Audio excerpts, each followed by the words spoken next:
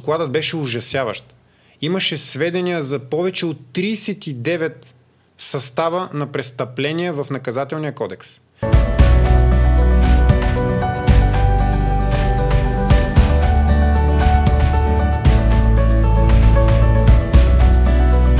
В изложението си пред комисията министърът на вътрешните работи изложи следната фактология.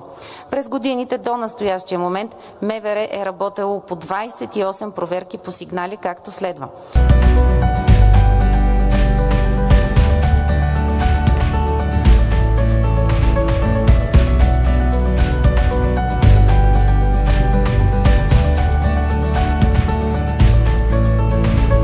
1179 имота, Мартине, 1179 имота са присвоени с констативни нотариални актове.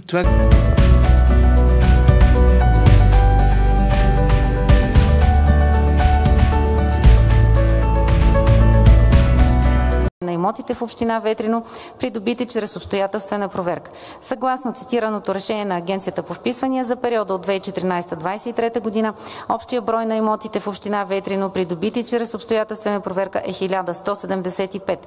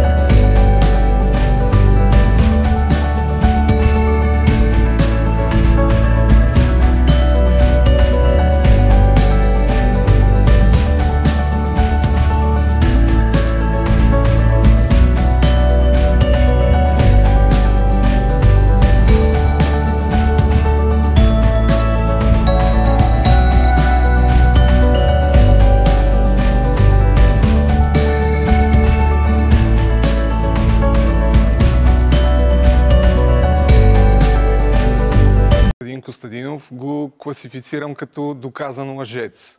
Така, спирам тук. Защо класифицирам Костадин Костадинов като доказан лъжец? Защото когато лъжеш за лесно проверими факти, според мен си лъжец.